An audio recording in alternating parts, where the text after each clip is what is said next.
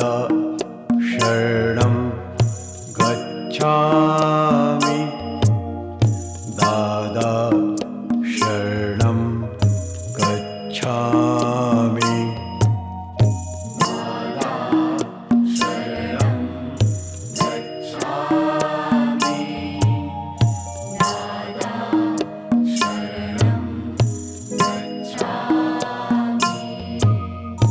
दादा शरणं गच्छामि दादा शरणं गच्छामि दादा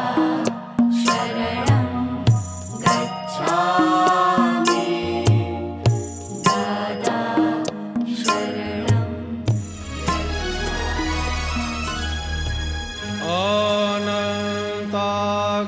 અનંતાગ્નેયોને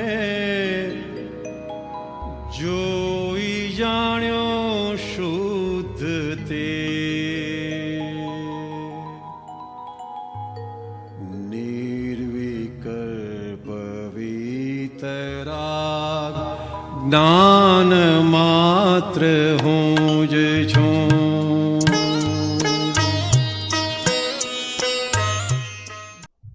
શું ભાવિન બધું બરાબર છે ને? કે વાંધો નહીં આવે ને? આ ઉતરી જેવા છે ને? હા સારે. તું ભાવિન છું કે શુદ્ધાત્મા છું? શુદ્ધાત્મા છું. બરાબર છે. તો આ વાત કરે છે બાય રિલેટિવ વ્યૂપોઈન્ટ કે રિયલ વ્યૂપોઈન્ટ છે? એના રિલેટિવ વ્યૂપોઈન્ટ કે રિયલ વ્યૂપોઈન્ટ છે? રિલેટિવ વ્યૂપોઈન્ટ થી. હા, અને ભાવિન રિલેટિવ વ્યૂપોઈન્ટ કે રિયલ વ્યૂપોઈન્ટ છે? રિલેટિવ વ્યૂપોઈન્ટ થી. બસ પોતે આ ભાવસા શબ્દ છે એ રિલેટિવ વ્યૂપોઈન્ટ કે રિયલ વ્યૂપોઈન્ટ છે? Relative viewpoint. તો પછી આ શરીરબેન છે રિલેટિવ વ્યૂપોઈન્ટ કે રિયલ વ્યૂપોઈન્ટ છે? રિલેટિવ. બસ પતી ગયું. આટલું જ જોઈએ, એનાથી વધારે ના જોઈએ. તો હવે પેલી અવસ્થા તો નહીં કરશે પણ અંદર આડું પરમાણુમાં બેસી ગયેલું છે. બરાબર. સાચું ને કે ના થયું? બાર અવસ્થામાં તો જે આવશે એ બધું આવશે. બધું તું તેમ બોલશે, તું તેમ થશે, બધું થશે. હવે આ બધા સંજોગ છે, એમાં પ્રશ્ન તો થાય કે ના થાય?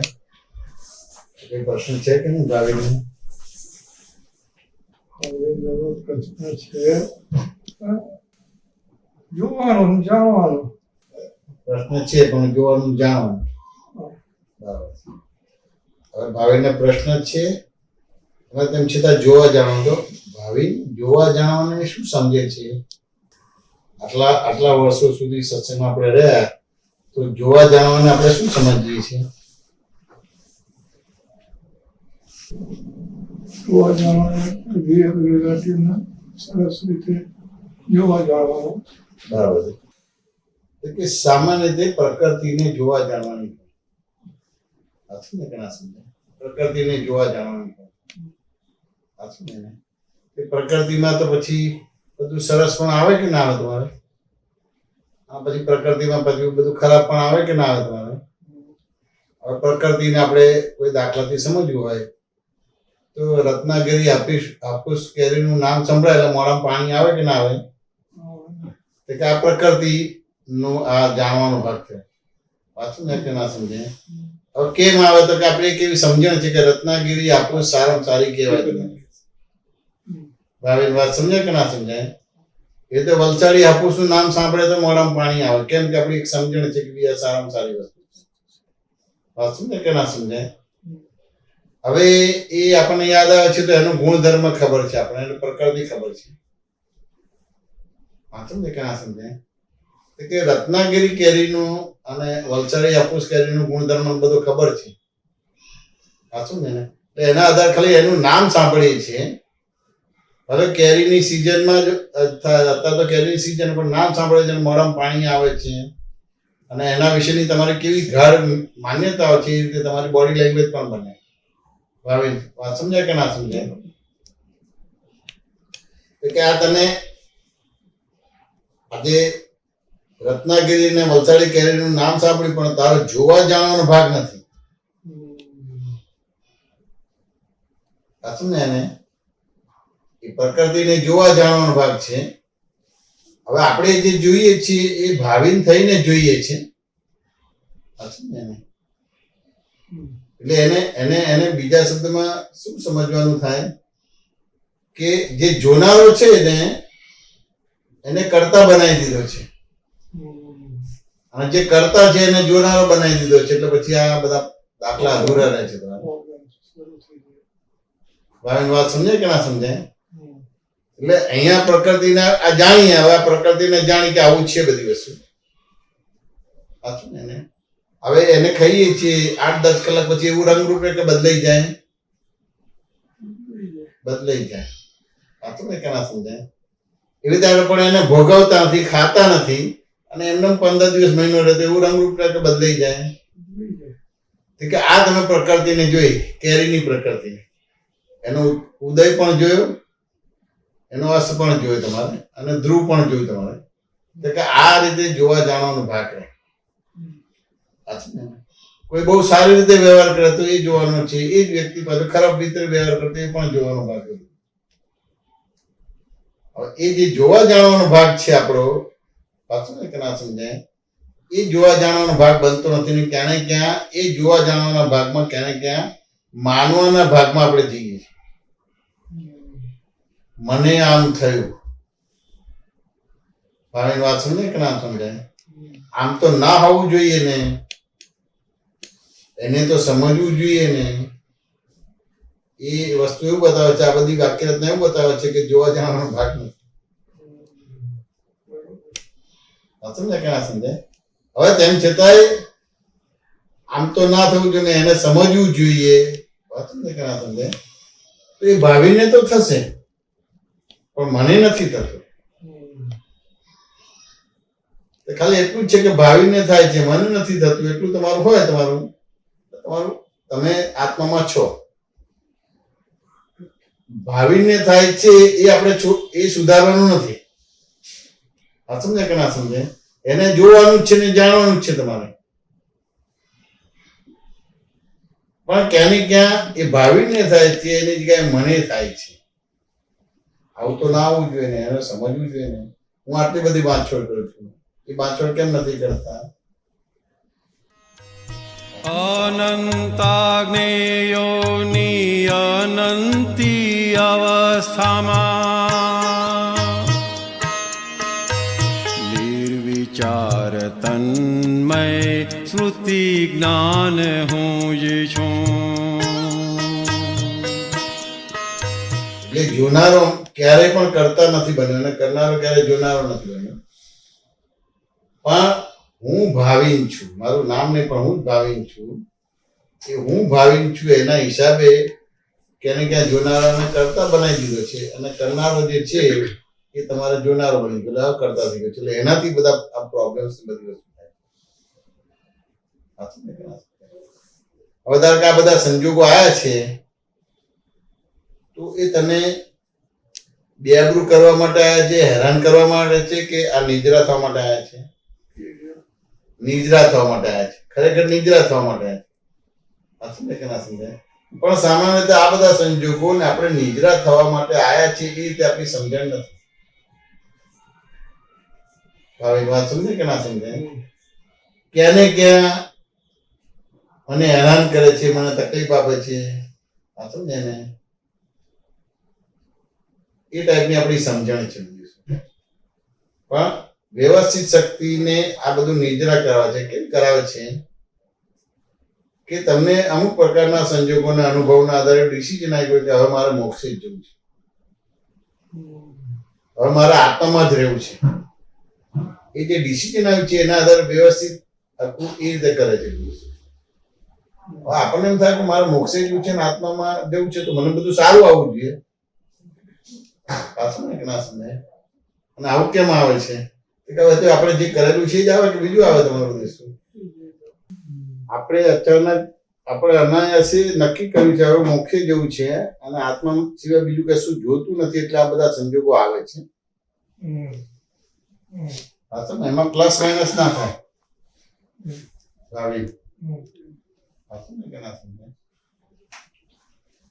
કે આપણે તો જેને આવું એને આવી જાવ, તું છે ને હું છું. હું તો શુદ્ધાત્મા છું. શુદ્ધાત્માને આવું કશું સર્જરી ના હોય, કેન્સર ના હોય, રોગ ના હોય, બીમારી ના હોય. અંતસ્કરણ ના આવે, બાહ્યસ્કરણ ના આવે, હાથ પગ કશું હોય નહીં તમારું, એટલે એને કશું હોય નહીં બધું. અને આ બધું જે થાય જે ભાવીને થાય ત્યારે. ના સમજાય? એટલે આ સંજોગોને તમે જેટલા જોવો જાણો તમારે, એટલે એને સરસ રીતે નિદ્રા થઈ કહેવાય તમારે. વેદનામન દેહે વેદાય નિર્વેદક ને કશું ન થાય. હું અનંત સુખનું ધામ છું બોલીએ, શાશ્વત સુખ જ વર્તાય. બની શકે કે અમુક ભાગમાં જોવા જાણવાનો ભાગ ના બને, તો આપણને ખ્યાલ આવે કે અહીંયા આપણે અતિક્રમણ થયું કે કાચું પડ્યું, તો એનું આપણે પ્રતિક્રમણ કરવાનું હોય. હવે અત્યારે આપણે પ્રતિક્રમણ કેવી રીતે કરવાનું, લાંબુ ના હોય. આજે બી વ્યવહાર બન્યો એનાથી જુદો એવો હું શુદ્ધ આત્મા, બસ આટલું જ બોલવાનું. અથવા તો ન હે મારું સ્વરૂપ, આજે છે એ મારું સ્વરૂપ નથી, હું એનાથી જુદો છું, બસ આટલું બોલો એટલે પ્રતિક્રમણ થઈ ગયું. ભાઈની વાત સમજાય કે ના સમજાય?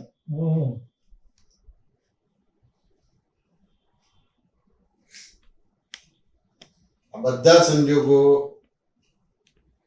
માંથી પાર ક્યારે ઉતરાય કે આપણે વિતરાગ થવું પડે. વિતરાગ થવું પડે એટલે આત્મા તો ક્યારેય આમાં ખરડાતો જ નથી. આત્મામાં ખરડાતો નથી એટલે આત્મા ખરડાતો નથી એવું આપણે સમજણ ઊભી થઈ તમારે. અને આ બધાથી જુદો એવો શુદ્ધ આત્મા છે એટલે આપણે વિતરાગ થઈ ગયા, જોનારા જાણનારા થઈ ગયા. પણ ક્યાં ને ક્યાં હું ભાવિન છું, મારું નામ ભાવિન છે તો ત્યાં પ્રોબ્લેમ નથી, પણ હું ભાવિન છું એટલે ત્યાં આગળ સાયકોલોજી ઊભી થાય છે કે આ મને થાય છે. કેમ કે હું ભાવિન છું માટે એવું બોલાય છે કે મને થાય છે. અને તમે બોલો મારું નામ ભાવિન છે તો તમે ક્યારેક એવું નહીં બોલો કે મને થાય. ભાવિન વાત સમજાય કે ના સમજાય? તો હવે આ સંજોગોને આપણે કેવી રીતે ફેસ કરીશું? આજે બધું આવ્યું છે ત્યારે કેવી રીતે ફેસ કરવાનું ને જોવાનું જાણવાનું. વાત સમજાય કે ના સમજાય? હવે તેમ છતાં અમુક વસ્તુમાં જોવા જાણવાનો ભાગ બનશે નહીં તમારે. તો એ જોવા જાણવાના ભાગમાં આપણે કેવી રીતે આવવાનું કે આનાથી જુદો એવો શુદ્ધ આત્મા એટલે જોવા જાણવા પણ ચાલુ થયું. નો હે મારું સ્વરૂપ એટલે જોવા જાણવાનું ચાલુ થઈ ગયું. સાચું ને કે ના સમજાય? કારણ કે શરીરને તો અલગ અલગ એવિડન્સીસ ની ઇફેક્ટ આવશે, બધી વસ્તુ સંજોગોની ઇફેક્ટ આવશે તમારે. અને એ રીતે શરીર તમને કોઓપરેટ થાય ના થાય, એમાં તારા થયું તો તમને કોઓપરેટ ના થયું એટલે એમ થાય કે શું છે મારે. સાચું કે ના સમજાય? તો એ જે મને થાય છે એ આવશે જ તમારે, પણ એનાથી ન હોય મારું સ્વરૂપ, એનાથી જુદો એવું શુદ્ધ આત્મા નથી. એટલે આ બોલે કે એનાથી જુદો એવું શુદ્ધ આત્મા એટલે તમે આત્મામાં આવ્યા. જેવો આત્મામાં આવ્યા એટલે જોવા જાણવા પણ ચાલુ થઈ ગયું. ભાવિની વાત સમજાય કે ના સમજાય? એ રીતે આખી આ બધી વસ્તુ પછી આ બધી વિધિ કરે છે ત્યારે તમે અંદર શું ફિલિંગ થાય છે ભાવિન? વ્યવસ્થિતના લીધે સરસ રીતે ગોઠવીને જોવું આખું બરાબર છે, સરસ રીતે. એટલે આ વિધિ છે એક પ્રકારનો ઉપયોગ છે. એટલે ભાવિના સંજોગોમાં આ એક ઉપયોગ ગોઠવાય છે. એટલે એ જે રિલેટિવ ને રિયલ ભેગું નથી થવા દેતું. આ સમજાય કે ના સમજાય? એટલે એક ઉપયોગ છે. જેમ વરસાદ આવે આપણી પાસે રેનકોટ કે છત્રી હોય તો આપણે પલળતા નથી, એવી રીતે આ ઉપયોગ કહેવાય તમારે. હવે ઉપયોગ થયો તમારે એટલે તમે પરફેક્ટ છે તમારું. સમજાય કે ના સમજાય? જેમ ગરમી લાગે ને પંખો કે એસી ચલાવ્યો તો કે પરફેક્ટ ઉપયોગ છે. આપણે ગરમી લાગે હીટર નથી ચલાવતા, પંખો કે એસી ચલાવી તો આ ઉપયોગ પરફેક્ટ થયો તમારે. કે આ સંજોગોમાં તમારે આ વસ્તુ છે તો એનો ઉપયોગ પરફેક્ટ થયો. એટલે એ જે રિલેટિવ રિયલ બે ભેગું નથી થતું. સાચું ને કે ના સમજાય?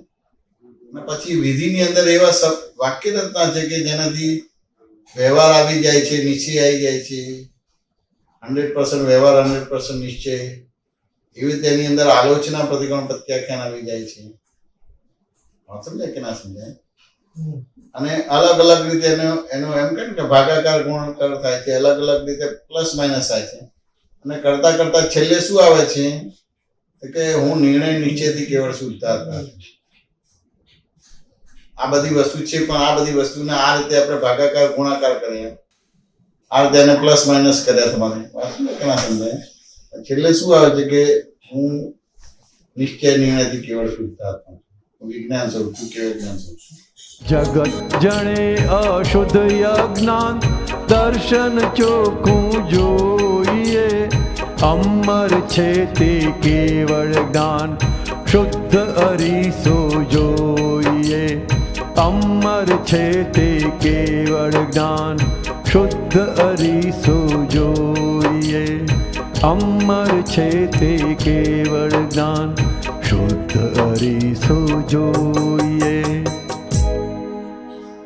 એટલે બધા જ વ્યવહાર હોવા છતાં તમારું પરફેક્શન છે, ઉપયોગ પરફેક્ટ છે. ભાવિન વાત સમજે કે ના સમજે? ભાવિન બરાબર? ચાલો ત્રિમંત્ર બોલાવો, હું બોલું.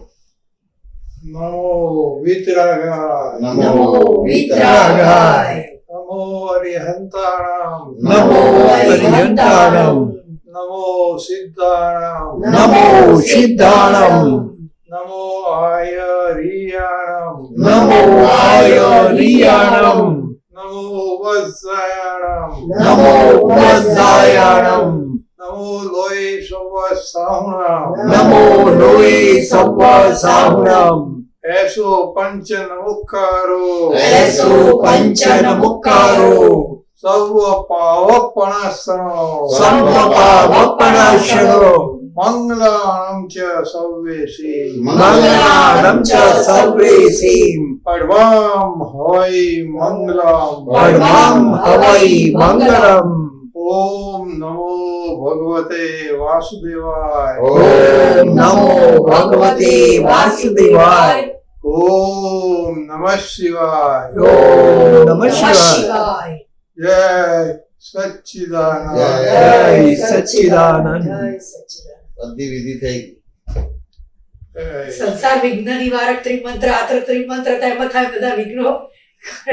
સંસારના શ્રેષ્ઠ પુરુષોને નમસ્કાર છે. હા, એ બધું જ આવી ગયું તમારે. સાચું ને? નિષ્પક્ષપાતી મંત્ર છે, તેમાં બધી જ વસ્તુ આવી ગઈ.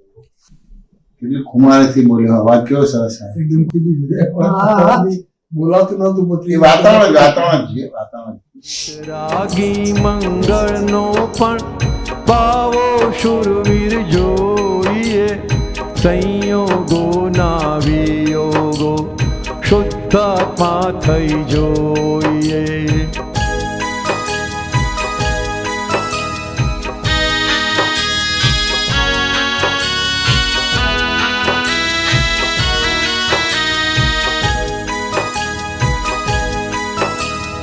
ભવિષ્ય તો છે અણજાણ્યું, આજની ક્ષણમાં જીવીએ.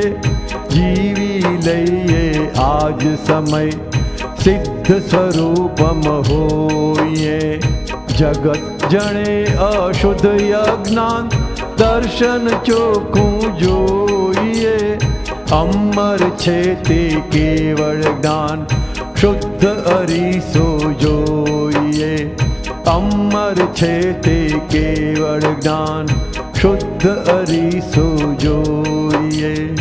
અમર છે તે કેવળ જ્ઞાન શુદ્ધ અરીસો જોઈએ. સ્વરૂપબેનને શું પૂછવું છે, જાણવું છે? તમને આ સંજોગ આવ્યો ભાવિનો, તેમાં તમને શું થાય? બધી પ્રશ્નો બધા થાય કે ના થાય? પ્રશ્ન તો એવા થાય કે ગઈ વખતે જે પોઝિશન જોયેલી ને એટલે એ બધા વિચારો આવે એમ. બરાબર છે. એ બધા વિચારો આવે તમારે, પછી વિચારો વિચારો કે પછી એને જુઓ, જાણો. ના એટલે જોઈએ કે આવું થયેલું એમ. બરાબર છે. એમાં વિચારતા નથી તમે. બરાબર છે. બહુ સારું કહેવાય. એટલે વિચારો તો આવશે.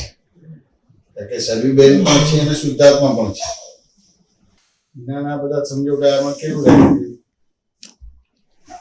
પહેલા તો મને આમ થોડું સ્ટ્રોંગ હતી, પણ પછી આમ મન નેગેટિવ બી બતાવવા માંડ્યા અમુક વખતે. પછી તમે વચ્ચે જે તમારો સત્સંગ મેં સાંભળ્યો હતો કે દાદાનું એમ કે 72 વર્ષનું આયુષ્ય હતું ને પેલું એમ કે 80 વર્ષ દાદા જીવ્યા, કે પછી એમ કે 59 સેકન્ડ સુધી પણ કે આપણે ના હોવું જોઈએ.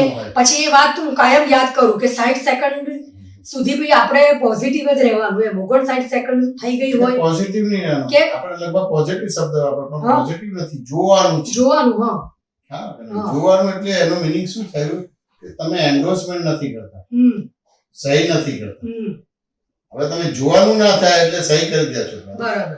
અને પોઝિટિવ છે એ લોક વ્યવહાર છે. પોઝિટિવ છે એ તો અહંકારો, ત્યાં પછી પોઝિટિવ ને નેગેટિવ આવે, એટલે રાગ અને દ્વેષ આવે. તમારે પોઝિટિવ નો ભાગ નથી. એમ છતાં સામાન્ય રીતે અમુક રીતે વપરાય છે આ શબ્દો, પણ આપણે શુદ્ધાત્મા થયા એટલે આપણે જોવાનો ભાગ થયો એટલે માનવાનો ભાગ ના. જેવું માન્યું ને એટલે એન્ડોર્સમેન્ટ થઈ ગયું, એટલે એ પ્રમાણનું બનશે. આ સમજાય કે ના સમજાય? અને એ માનતા નથી પણ જોવાનો ભાગ છે તમારે, એટલે તમે એન્ડોર્સમેન્ટ નથી કરતા. એટલે 99.99% સંજોગો ભેગા થાય છે, પણ તમે એન્ડોર્સમેન્ટ નથી કરતા, માટે એ વસ્તુ બનશે નહીં. આ સમજાય ને? એવું ખરું કે જીવની એટલી કેપેસિટી નથી, આ સમજાય ને? પણ આપણે પ્રયત્ન કરવાનો રહે છે. આ સમજાય ને? હવે તમારો પ્રયત્ન છે ને તમારી નિષ્ઠા છે કે મારે જોવું જાણવું છે, તો ભલે અમુક રીતે નહીં રહે, પણ ધીમે ધીમે કરતા 100% જોવા જાણવાનો ભાગ આવશે. આમ કહે કે મારાથી રહેવાતું જ નથી, પછી એ ના આવે તમારે. પણ તમને ખબર પડે કે જોવા જાણવાથી ફાયદો કેટલો જ છે. જેમ કોઈ બીમારી કે રોગ થાય છે તો ડોક્ટર પાસે જઈએ છે, હોસ્પિટલાઇઝ થઈએ છે, એને સારું થઈ જાય છે. પાછળ ને, પણ એ બધું ટેમ્પરરી છે, કારણ કે અવસ્થાઓના ફેરફાર થાય. પણ આ બધી વસ્તુ થઈ છે ને આધારે કે રોંગ બિલીફ ના હિસાબે થયું છે. તો રોંગ બિલીફ નું સર્જરી કે ઓપરેશન તો થતું જ નથી. તમને પકડવા જઈએ તો પકડાતા જ નથી. આપણને એવું થાય કે હવે એકવાર રિએકરન્સ થવું એટલે એમ કે રિએકરન્સ ના ચાન્સીસ અમન છે ને.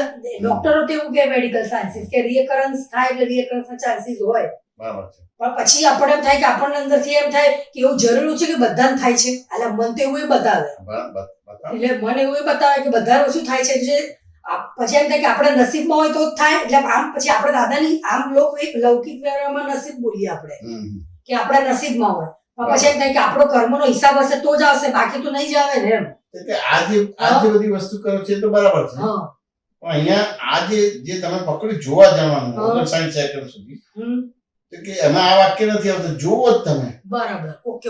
જેટલું કશું જોવાનું થશે તો તમારું ત્યાં મન એ થતું નથી, એન્ડોર્સમેન્ટ નથી થતું, એટલે વ્યવસ્થિત ના સંજોગો બદલાઈ જશે તમારું. પણ કેપેસિટી નથી, કારણ કે એના જીવનમાં એટલા બધા સંજોગોને મહત્વ આપ્યું છે, અવસ્થાને મહત્વ આપ્યું છે.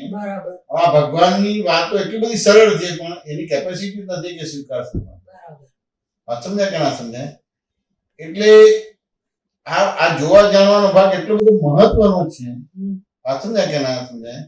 પણ લગભગ કોઈ સ્વીકારતું નથી, ક્યાં ને ક્યાં એના પોતાના એક્સક્યુઝ આવી જાય. વાત સમજાય કે ના સમજાય? એટલે પછી તમારે જે પરિણામ લાવવું છે નથી આવતું. ડોક્ટર તો અમુક જ વસ્તુ કરી શકે તમારે. અને કેન્સર માટે તો વાતો નીકળેલી છે કે નથી નીકળી, કારણ કે ભાવરોગ શેના આધાર છે? ભયના હિસાબે છે. તો ભયના ડોક્ટરો કેટલા છે? એક બી નથી. કે ભય કાઢવા માટેની હોસ્પિટલ કેટલી છે? કે એક બી નથી. ભય કાઢવાની મેડિસિન કેટલી છે? તે બી નથી. તો દેખીતી જોવા તો વેસ્ટ ઓફ ટાઈમ ને એનર્જી છે. તેમ છતાંય તમને એટલી બધી વિશ્વાસ ને શ્રદ્ધા છે કે આમ થશે તમારે, પણ તમને વિતરાગ વિજ્ઞાન ઉપર અથવા તો તમારી જે આત્મા છે એના પર બિલકુલ વિશ્વાસ હતો. કારણ કે એટલું બધું ગાઢ થઈ ગયું છે કે હું જૈનેશ છું, હું ઈના છું. એટલે ફાંફા જ મારે એ બધી વસ્તુ. હવે આ બધા દાખલા આપું છું એટલે એવું નથી કે માંગતા હોસ્પિટલ ના જાઓ, દવાખાને ના જાઓ, દવા ના કરો, એવું નથી કહેવા માંગતા. જેટલું તમે હાર્ટલી એ કરો છો એટલું એ વિતરાગ વિજ્ઞાનમાં પણ એટલું હાર્ટલી તમે કરો. એટલે તમને અંદર કોઈ સંજોગ મૂંઝવે નહીં. આપણે એવું માનીએ છીએ એટલે ક્યાંક હું દાદાની વાત કરું કે હવે આપણા ના એવું નથી કહેવા માંગતા, પણ તમને જે ખરેખર ઇમ્પ્રુવ કરી નથી શકતો એના પર વિશ્વાસ વધારે છે, હા અને જે ખરેખર ઇમ્પ્રુવમેન્ટ કરે છે એના પર વિશ્વાસ જ નથી બિલકુલ આપણે. આ સમજે કે નથી? બીજી વસ્તુ છે કે આ એક પ્રકારનો સંયોગ છે. બરાબર. આ સંયોગ જ છે, બીજું છે ના સંયોગ જ છે. સંયોગ બી સ્વભાવનો એટલે છે. એ તો વાત હું ખાસ યાદ રાખું છું કે કોઈ પણ સંજોગ પરમેનન્ટ નથી એમ. હવે તેમ છતાં ઉતરતા કાળમાં છે તો એમાં બે પરિણામ હોય કે આ સર્જરી કર્યા પછી પણ પાછું કંઈક આવે અને એ બી આવે અને ના પણ આવે તમારે.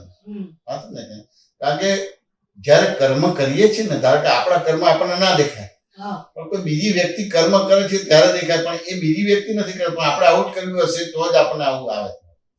બરાબર. જેમાં કોરોનાનું થયું અને જે રીતે તમારે એ બધું બધાના કઈ પેલું રેમડીસનું ઇન્જેક્શનના તમારે કેટલા ભાવ બોલાયા, અને પેલું ઇન્જેક્શન લઈ લીધું અને ચાલુ ઇન્જેક્શન મારે તો એનું શું થશે?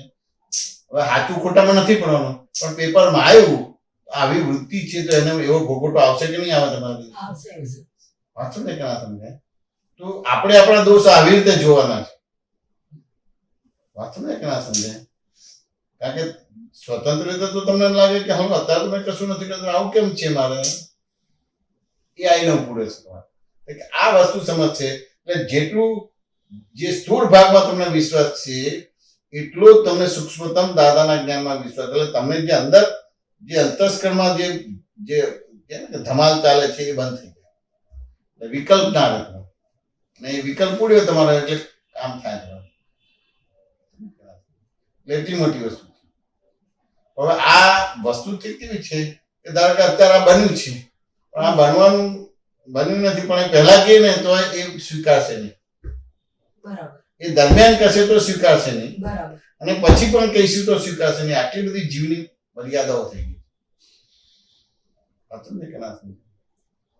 ધારો કે આપણે હમણાં સમર્પણ વિધિ થઈ, આપણે એનાઉન્સમેન્ટ કર્યું 5 આજ્ઞાની સમજણ આપવા માટે કરીશું. કેટલા આવે તો કે વેડે ઘણા એટલા આવે છે, પડી જ નથી. હવે એ જ્ઞાન એટલું બધું મહત્વ છે. ભવરોગ ઉડાડે છે, અને ભવરોગ ગયો તો રોગ પણ જતો રહ્યો. 4 ગતિને 84 લાખ એનીમાંથી મુક્ત થવા જ માં પાછું ને પણ મહત્વ જ નથી. શું કરવાનો ભાગ હોય? પણ હવે એ ટાઈપના બધા કર્મ છે તો પછી એ તમારે આખા જોવાના છે. જોશો એટલે એ રીતે તમારે આલોચના પ્રતિક્રમણ પ્રત્યાખ્યાન થશે, અને એ રીતે પછી એમાંથી મુક્ત થશે. પણ અમુક વસ્તુ જોવાય પણ અમુક વસ્તુ ના જોવાય. એ રીતે બધી વસ્તુ છે.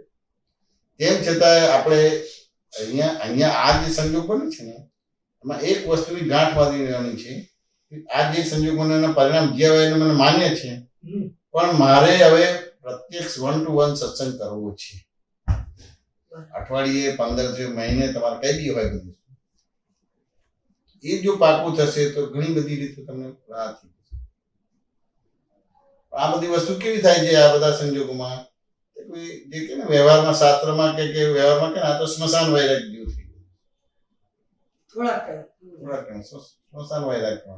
આ એક સંજોગ આવે છે. એ સંજોગ એટલો ભાવિનો નથી, આખા જગતના જીવ માત્રને મેસેજ આપે છે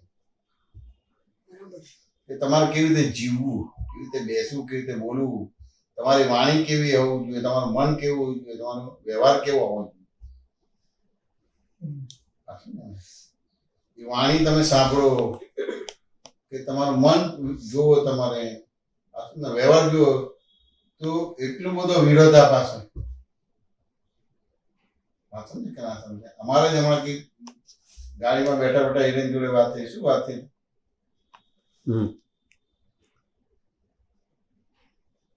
વાત થઈ ને? હા. શું વાત થઈ? હમણાં કઈ બાબતની કશો વાત?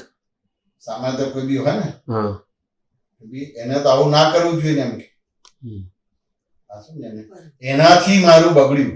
આવા બધા વાક્ય બોલીએ છીએ કે નથી બોલતા? બોલીએ છીએ એટલે આપણે બીજાને દોષિત માની લઈએ છીએ. હા હા, સમજ્યા ને? હા વ્યવહારમાં તો એવું એનાથી બોલીએ મારું છીએ. બગડ્યું એને તો આવું ના કરવું જોઈએ ને. હા, સમજ્યા ને? તમે ગમે તે કહેશો પણ એનાથી જ મારું બગડ્યું. હવે આ વાક્યનું તમે મૂલ્યાંકન કરો. દેખીતી રીતે તમે કોઈના ઉપર એ કરો છો પણ કોઈના ઉપર નથી કરતા. ડાયરેક્ટ તીર્થંકરને તમે રિજેક્ટ કરો છો. બરાબર ડાયરેક્ટ તીર્થંકરના જ્ઞાનને તમે રિજેક્ટ કરો છો. બરાબર પેલી નિમિત્ત છે એટલે તીર્થંકર કહે છે કે આ જગતમાં કોઈની સ્વતંત્ર કરવાની તાકાત જ નથી. સાયન્ટિફિક એવિડન્સીસ છે. તો એ કેવી રીતે તમારું બગાડે?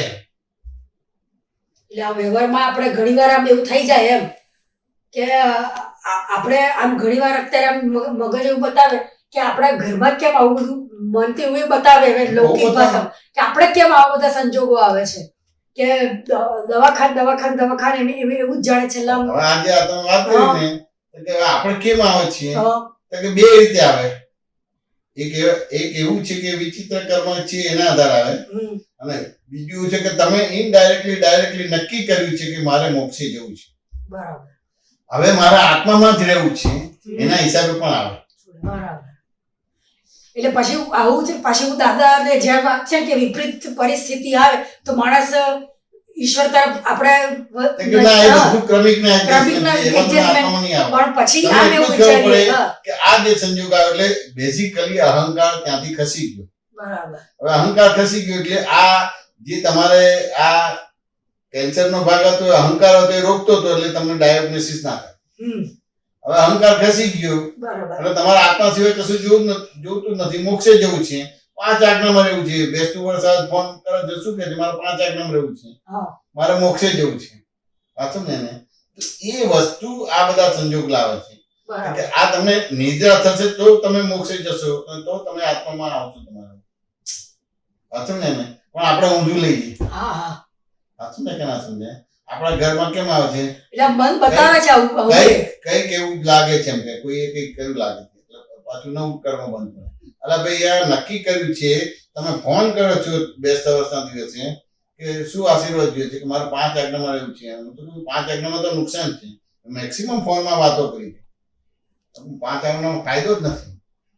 વાંચો ને તો સાબિત કરે છે કે ના ફાયદો છે, તો એ રીતે એને નક્કી કરાવીએ. તો જરા 5 આજ્ઞામાં રહેવું છે, મોક્ષે જવું છે, હવે બીજું કશું જોતું જ નથી મારે. વાંચો ને કે ના સમજે? તો એ જે નક્કી કર્યું છે એ બેઝ ઉપર તમને આ બધી વસ્તુ આવે. હવે ના હોય તો અહંકાર હતો આ બધા સંજોગોને ઉભા રાખે. એવું ખરું ને કે બધા વસ્તુ કે આપણા બધા જે હિસાબો હોય એ હિસાબો પૂરો કરવા માટે આ સંજોગ આવે. કેવું છે આજે તમે પ્રશ્ન પૂછો છો ને એ રિલેટેડ પ્રશ્ન નથી પૂછતા. તમારે જે એક્ઝેક્ટ ઉપયોગમાં રહેવું છે એ ના રહે. આજે અંદર તમને જે થાય છે ને ઊંધું જ જતું થાય છે કે આમ કેમ મારે ત્યાં આવ્યું, તો ત્યાં બે રીતે છે. વાંચો ને કે કર્મનો ઉદય છે એ રીતે છે, અને બીજી એક વસ્તુ છે કે તમારે મોક્ષે જ જવું છે એવું નક્કી થઈ ગયું. મારા આત્મા સિવાય બીજું કશું નથી જોતું એટલે અહંકાર રહ્યો નહીં. એટલે એક પ્રોબ્લેમ સોલ્વ થશે પાછું બીજો આવશે જ, બીજો પ્રોબ્લેમ સોલ્વ તો ત્રીજો આવશે જ. પણ એ પ્રોબ્લેમ નથી, કારણ કે એ તો હેલ્પિંગ પ્રોબ્લેમ છે. એક કર્મમાંથી મુક્ત થયા, એક રોંગ બિલીફ તમને અનંત અવતાર ભટકાવતી હતી, એક રોંગ બિલીફ થી તમે મુક્ત થયા. આવી રીતે આખું મૂલ્યાંકન કરો. પણ હંમેશા આપણું મૂલ્યાંકન જુદું છે. એટલા માટે તમને કહીએ છીએ કે બોલો અને 1 to 1 વાત કરો. તમે અત્યારે તમે પ્રશ્ન કર્યો એ રિલેટેડ નથી કે કર્મનો, તો કર્મનો હિસાબ જ છે. હું નહીં કહું તો એ દાદા ભગવાન ના કહે તો શાસ્ત્રમાં કીધું છે ને બધા આપણા બધા ધર્મમાં કીધું છે કે આ કર્મનો હિસાબ છે. એ તો તમે જાણો છો ને બોલો છો તમારે. એ આવે એટલે આપણે મુક્ત થઈએ ને એમ. શું કહો છો? આ સંજોગ આવ્યો ને આપણો હિસાબ મુક્ત થાય એટલે આપણે ના, એવી રીતે નથી. અહીંયા જ્યાં સંજોગ આવે છે ત્યારે અંદર નેગેટિવ પોઝિટિવ હોય જ. નિયમથી જ નેગેટિવ પોઝિટિવ હોય. એ નેગેટિવ જે થાય છે એને તમારે પોઝિટિવ બનાવવાનું અથવા તો એમાં સમ્યક રહેવાનું. તો કે હવે હું શુદ્ધાત્મા છું, મારા આત્મા સિવાય કશું નથી જોતું, એટલે વ્યવસ્થિત શક્તિ આ મને નિદ્રા કરવા માટે મોકલે છે. આટલું એને બોલે એટલે એ કર્મની નિદ્રા થઈ ગઈ. પણ એ વસ્તુ ખ્યાલ નહીં આવે આપણને. આપણે એમ થાય કે આ કર્મનો હિસાબ છે ને પૂરું, તો ભાઈ હિસાબ જ છે ભાઈ. એમાં તમને ફાયદો શું થશે? કેટલો પુરુષાર્થ કરી શકશો?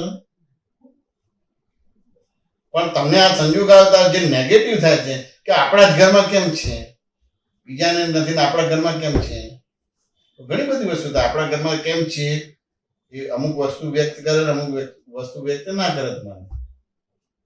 તમને ક્યાં સમજાય? ઘણી બધી વસ્તુ થાય. તો ભાઈ ત્યાં આગળ તમારા મનને એ સંજોગમાં તમારા મનને સમાધાન આપવાનું છે કે ભાઈ આ છે પણ આ છે. તમને ખબર છે બેસતા વર્ષના દિવસે મારી પાસે ફોન આવ્યા હતા, બધાને કીધું કે ભાઈ આશીર્વાદ મને આપો. મને દાદા રાત્રે સપનામાં આવ્યા હતા કે બધાના ફોન આવશે, કારણ કે કોરોના એટલે રોગું આવશે નહીં. હવે આ ખાલી આખી એક વાતને ડ્રામેટિકલી બનાવી જ હતી. મને કે દાદા ભગવાન સપનામાં કે કશું આવ્યું નથી. મને દાદા સપનામાં એમ કીધું કે ભાઈ બધા આશીર્વાદ માંગશે, કારણ કે રૂબરૂ નહીં આવે એટલે ફોનથી માંગશે. કે એની કિંમતી વસ્તુ માંગવાની તો જ એને આશીર્વાદ આપવાના, નહીં આપવાના. મેં કોઈ એવા તમારી કિંમતી વસ્તુ મને આપી દો, બધા કહે કે આત્મા કિંમતી. મેં કીધું જો આત્મા કિંમતી હોય તો આશીર્વાદની જરૂર ના પડે.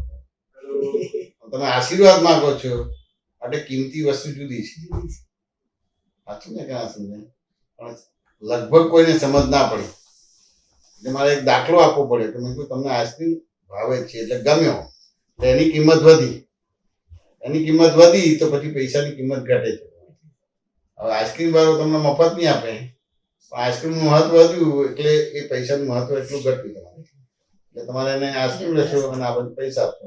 અને પેલો આઈસ્ક્રીમ કેમ આપે છે કે એને પૈસાની વેલ્યુ છે, કારણ કે 5 રૂપિયાનું આઈસ્ક્રીમ 5.5 રૂપિયાનું વેચે છે, એટલે 8 આના એનો નફો થાય. બીજી રીતે આપી એને હિંસ આપી કે આ છે. એટલે પછી કરતા કરતા એને ખ્યાલ ના આવે એટલે પછી કીધું કે કિંમતી વસ્તુ તમારી જે છે તમારે કે અહંકાર છે, એ અહંકાર મને આપો તો પછી આશીર્વાદ મળે. મને અહંકાર આપે તમારે તો એની જોડે મમતા પણ આપી દીધી તમે મને. આ મકાન મારું થઈ ગયું. મેં કીધું હવે હિરેનને મોકલું છું, આ બધાને બહાર કાઢી દો ને આપણે મકાનનો કબજો લઈ લો. 2-4 જણા ના પડે કે ના આશીર્વાદ નથી ગયો. તમે વાસ્તવિક કહું છું તમને. એટલે વૃત્તિઓ જાણવાનો ભાગ હોય. વાત કરવી જુદી છે અને અંદર વૃત્તિ જુદી છે. એટલે પછી એને પછી એ કીધું કે અહંકાર આપ્યો એટલે મમતા આપી દીધી તમારે, બધું મારું થઈ ગયું તમારે. એટલે પછી કીધું કે ભાઈ તમે અહંકાર આપી દીધી, મમતા જતી રહી, તમારી પાસે રહ્યું શું? આત્મા રહ્યો. આત્મા રહ્યો તો આ તો ઘર જતું જ રહેવાનું હતું. ક્યાં તો તમે એને છોડીને જવાના છો અને ક્યાં તો દેવું થઈ ગયું તો વેચી નાખવું પડશે, તો એ તમને છોડીને જતું રહેશે. એટલે તમે નીચ ઘરમાં આવ્યા કે હવે આવા આશીર્વાદ જોઈએ છે. સાચું ને કે ના? એટલે ખબર પડે કે આ કઈ ને કઈક આવો પ્રશ્ન આવે જ કે આપણા ત્યાં જ રોજ જે બીમારી કેમ આવે છે. એના વાત સમજે કે ના સમજે? તો કે 2 કારણ છે. એ અમુક પ્રકારનો રોગ છે એના આધાર થાય, અને અમુક વસ્તુ હવે તમે આત્મામાં જ રહેવું છે, 5 આજ્ઞામાં જ રહેવું છે, નિવેડો જ લાવો છે, એટલે અહંકાર નથી રહેતો, એટલે એક એક કરીને બધી વસ્તુ આવે છે.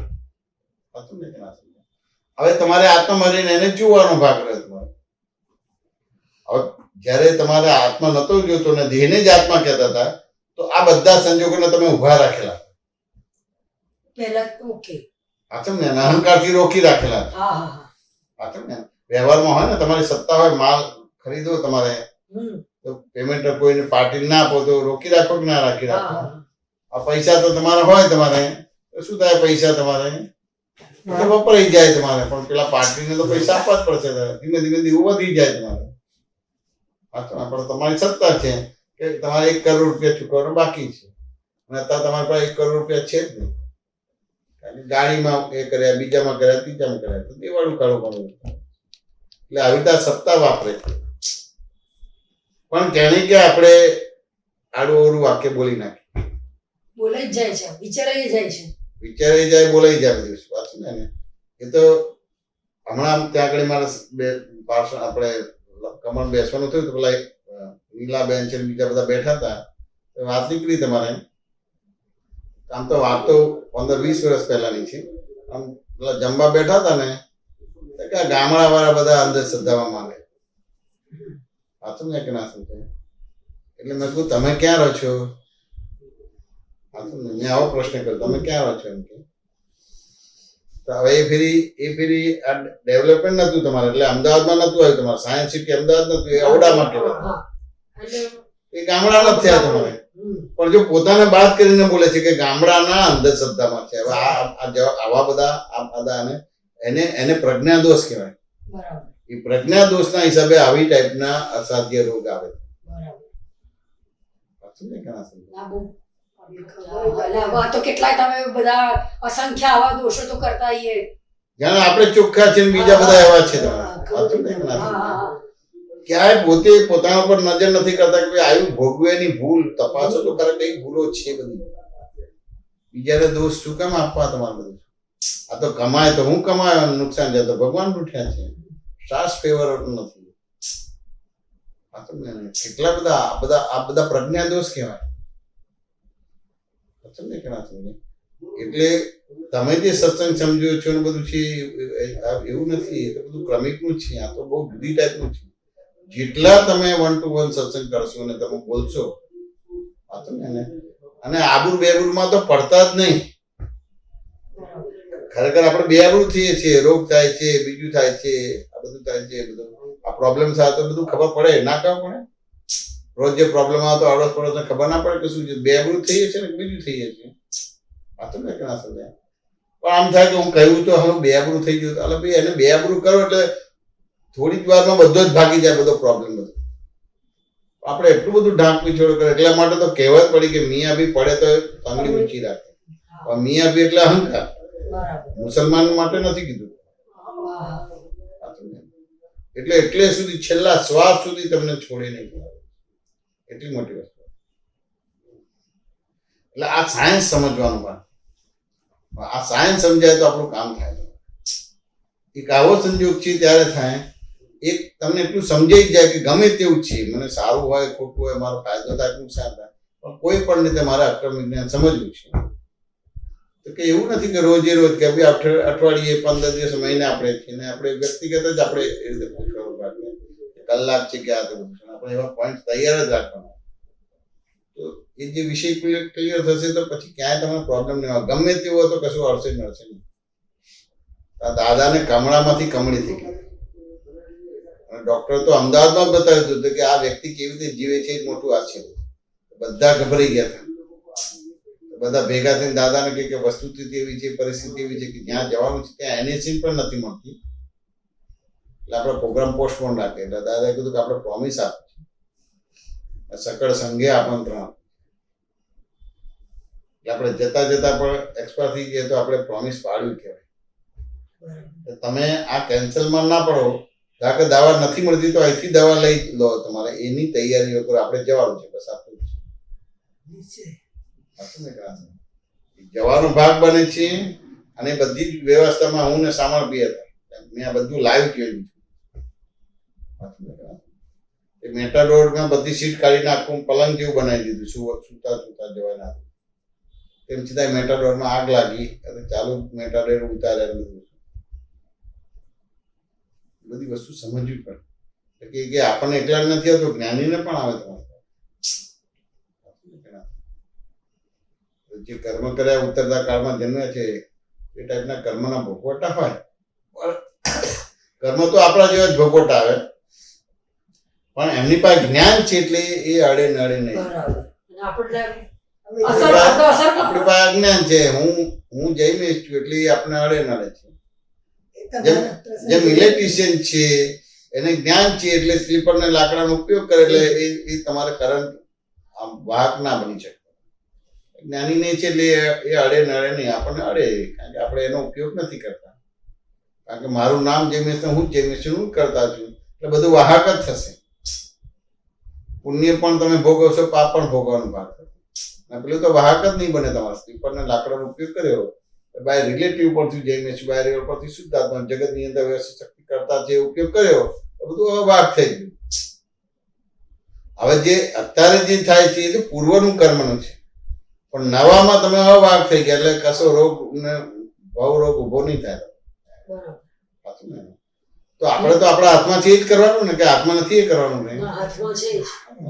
તો તો નવો રોગ ઊભો ના થાય અને જૂના કર્મમાં જે આપણે રાગદ્વેષ થતા હતા એની જગ્યાએ જોવા જાણવાનો ભાગ થયો, સંભાવનો નિકાલ થઈ ગયો. એટલે 1 કે 2 અવતારમાં આપણું મનુષ્ય જીવન સાર્થક થઈ ગયું. હવે અનંત અવતાર ભટકતા હતા, એમાં 1 કે 2 અવતારમાં રાગે પડે એટલે કેટલી મોટી પ્રગતિ કહેવાય. એના વાત સમજાય કે ના? બહુ મોટી પ્રગતિ કહેવાય, જબરજસ્ત પ્રગતિ. કારણ કે મનુષ્યને એટલી સત્તા આપેલી છે કે 4 ગતિમાં જઈ શકે અને 5મ ગતિમાં થઈ શકે. પણ એક દોરા ભાવની સમજણ એવી છે કે એ આવડું જ મૂલ્યાંકન કરશે. સાચું ને કે ના? એ તો જ્ઞાની કે તીર્થંકર મળે તો ગમે તેટલું આવડું છે એને સવળ બનાવી દે. કશું આપણે લેવા દેવાના એમાં પડે. અમારે થયું હતું ને, પ્રશ્ન કર્યો કે અજમલ કસાબને વકીલ આપવો જોઈએ કે ના આપવો જોઈએ, અજમલ કસાબને ફાંસી આપવી જોઈએ કે ના આપવી જોઈએ. બીજો મને આ પ્રશ્ન કર્યો. હજુ આપણે લેવા દેવા નથી કે લેવા દેવા છે. સાચું ને? એટલે મેં એને સામે પ્રશ્ન કર્યો કે તમને કોને રાઈટ આપ્યો છે કે એને વકીલ આપવો જોઈએ કે ના આપવો જોઈએ, કે ફાંસી આપવી જોઈએ? બહુ સરસ એને જવાબ આપ્યો. મેં આવો પ્રશ્ન કર્યો, બહુ સરસ જવાબ આપ્યો કે ભારત દેશનો નાગરિક છે, મારી ફરજ છે, મારું કર્તવ્ય છે, મારી ડ્યુટી છે. સાચું ને કે ના? બરાબર છે, તમારી ડ્યુટી છે, કર્તવ્ય છે, ફરજ છે. સાચું ને કે ના? પણ મેં કહું ભારત દેશ લેભાગુ દેશ છે કે ના? લોકશાહી છે. તો લોકશાહીની અંદર લો એન્ડ ઓર્ડર હોય. બધી જવાબદારી તમારી ના હોય. તમારા આરામથી ધંધો કરો, લગ્ન કરો, હરો ફરો, બધી વસ્તુ હોય. બીજી બધી ગવર્મેન્ટ બધી વસ્તુ કરે, એ આપણે કરવાનું ના હોય. હવે ગવર્મેન્ટ કરતા કરતા કરતા અમુક બધું પ્રોબ્લેમ્સ આવે તમારે, તો એનું જે કહેવાય કે લો એન્ડ ઓર્ડર છે, તો એ ત્યાં બધું એ થાય ને ત્યાં સોલ્વ ના થાય તો પછી એમ થાય કે ભાઈ સંસદમાં એની ચર્ચા થાય, પછી કરતા કરતા ના આવે તો રાષ્ટ્રપતિ બધું થાય. અને એ બધામાં સોલ્યુશન ના આવે ત્યારે છેલ્લે જન્મત સંગ્રહ માંગે ત્યારે તમારે બોલાય કે ફાંસી આપવી જોઈએ કે ના આપવી જોઈએ, કે વકીલ આપવો જોઈએ કે ના આપવો જોઈએ. હવે કેમ આ બધી પ્રક્રિયાઓ છે? તો કે જ્યાં સુધી તમારે એ સાબિત કરવું પડે.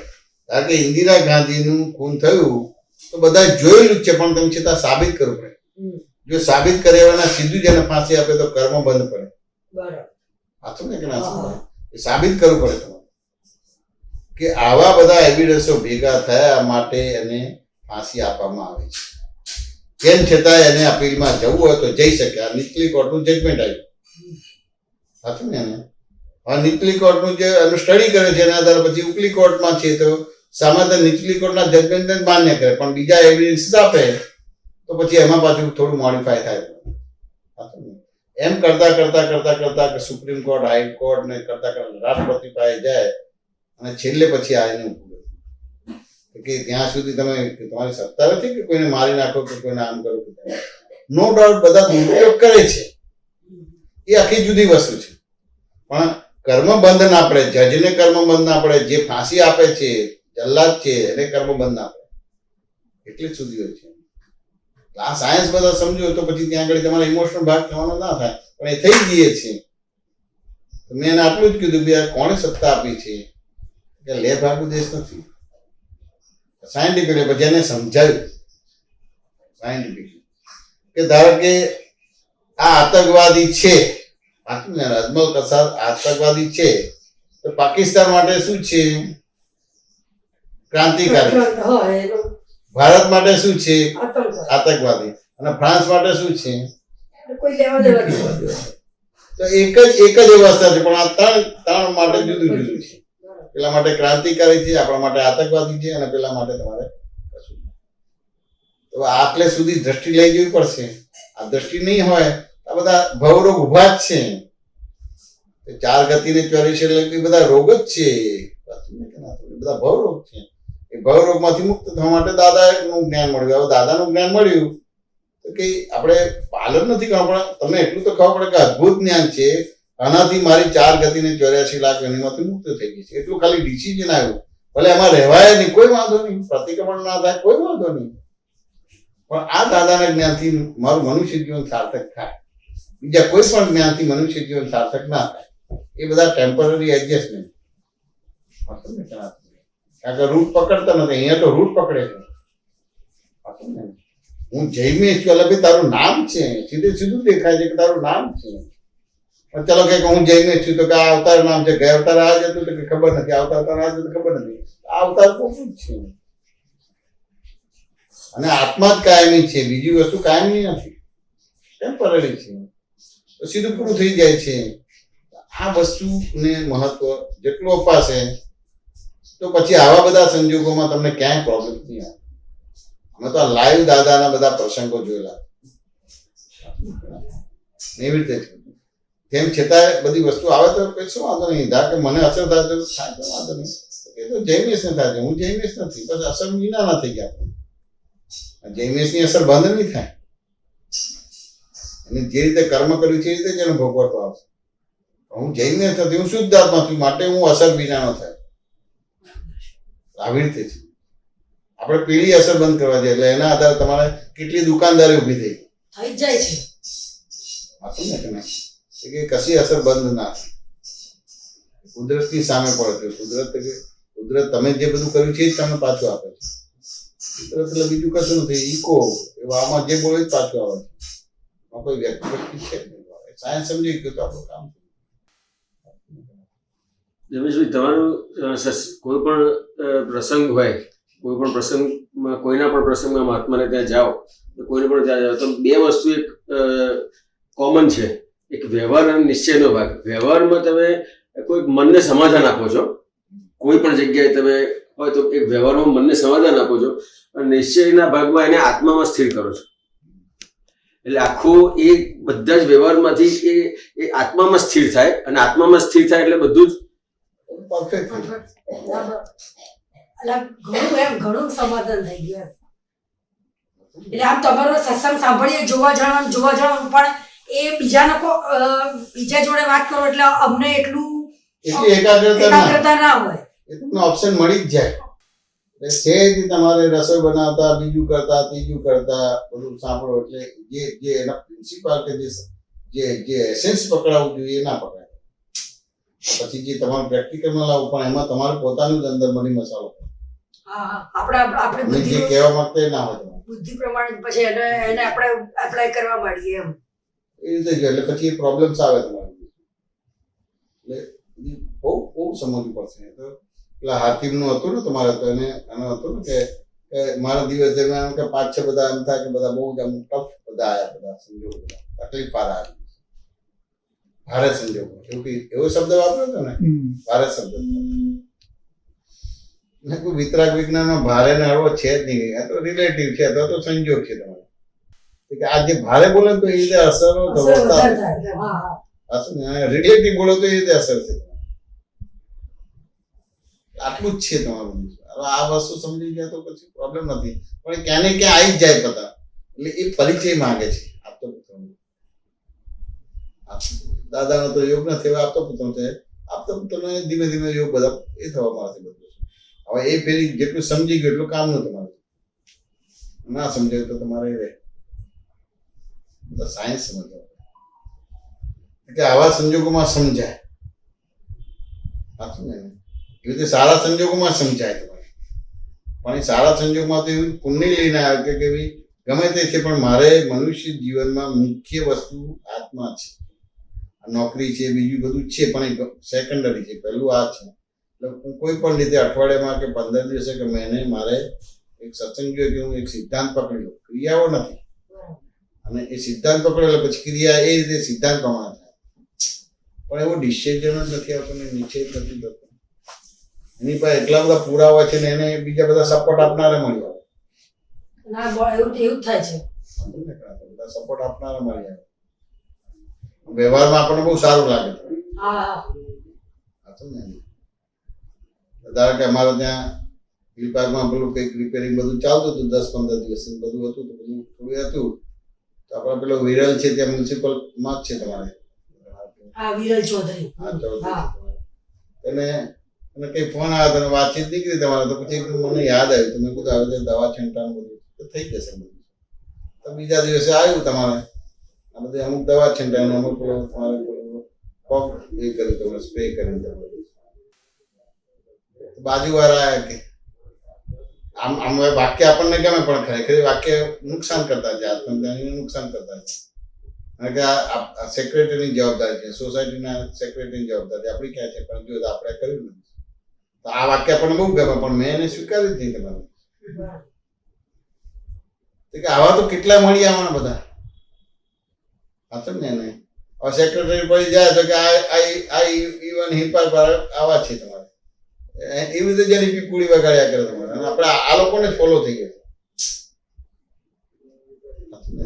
પણ કેમ ફોલો થઈએ છીએ? કે જે આમ દ્રષ્ટિ હતી એના બધા આમ થઈ. હવે આમ દ્રષ્ટિ એટલે શું અને આમ દ્રષ્ટિ એટલે શું? કે મારું નામ જૈમેશ અને હું જૈમેશ શું કરતા એટલે આમ દ્રષ્ટિ થઈ. એટલે શું થઈ ગયું કે તીર્થંકર અને વિતરાગોની વાતો સ્વીકાર્ય નહીં થાય. બરાબર. આ સમજાય કે ના સમજાય? અને બાકીના લોકોને તમે તીર્થંકર ને જ્ઞાની માનશો. એટલે જે આપણે કે આનું સાચું છે. બરાબર. આ સમજાય કે ના સમજાય? એટલે પ્રોબ્લેમ ક્યાં આવ્યો? આપણું બરાબર કરવાનું રહ્યું. તો દાદા તમારું કેવું તો બરાબર કર્યું, જે આમ હતું એને બધા આમ કર્યું. કેવી રીતે? ખાલી મારું નામ જૈમેશ અને હું જ જૈમેશ છું એટલે આમ થઈ ગયા, અને હું કરતા છું એટલે આમ થઈ ગયા. એની જગ્યાએ બાય રિલેટિવ પણ થયું જૈમેશ છું, બાય રિલેટિવ પરથી શુદ્ધ આત્મા જગતની અંદર શક્તિ કરતા એટલે આમ થઈ ગયા, અંતર્મુખ થઈ ગયા. આ તો નહીં સમજાય. એટલે હવે તીર્થંકરોની વાત સ્વીકાર્ય થશે, વર્તનમાં નહીં આવે પણ સ્વીકાર્ય થશે, અને બીજા બધાની વાતો સ્વીકારશો નહીં. વર્તનમાં એટલે વ્યવસ્થિતમાં એ બીજા અવતારમાં આવશે, પણ તમારે ફિટ થઈ ગયું કે તીર્થંકરની વાત કરેક્ટ છે અને બીજા બધાની વાત કરેક્ટ નથી. આટલું થઈ ગયું એટલે આપણું કામ થઈ ગયું. व्यवहारे निरुपेक्षित दिव्य चक्षु प्रगटिकाया अज्ञाने संपूर्ण सुरक्षित अडे नकार करम ने माया. આ વાત સમજાય કે ના સમજાય? વિતરાગમાં કશું વર્તનમાં લાવવાની વાત જ નથી. તમને ખબર પડે કે આ રીતે થયું છે કે આવું હોય તો કે બાય રિલેટિવ પણ થઈ જાય, મેચ બાય રિલેટિવ શુદ્ધ આત્મા જગતની અંદર વ્યવસ્થિત શક્તિ એટલે અંતર્મુખ થઈ ગયું. અંતર્મુખ થયું એટલે ભગવાનની બધી જ વાત તમને માન્ય થશે, અને ભગવાન સિવાય બીજાને કોઈને માન્ય નહીં થાય. આમ થયું એટલે ભગવાનની બધી જ વાત તમારે અમાન્ય થશે, અને એને સિવાય બીજા બધાને ભગવાન માનતો.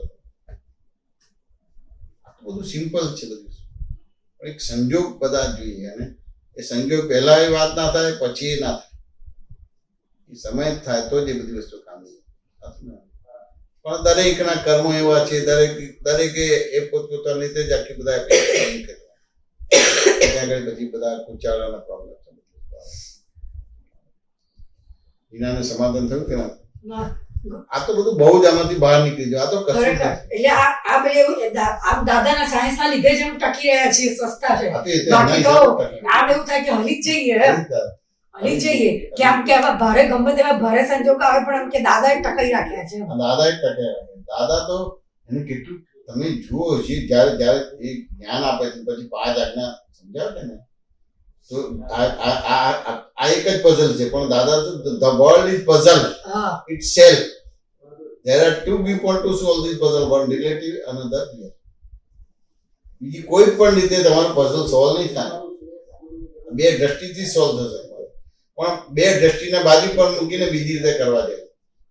તો વિતરાગો બીજી રીતે ના કરો એવું નથી કહેતા, પણ તમે રિલેટિવ ને રિયલ દ્રષ્ટિ હાથવગું રાખીને પછી બીજું કરો.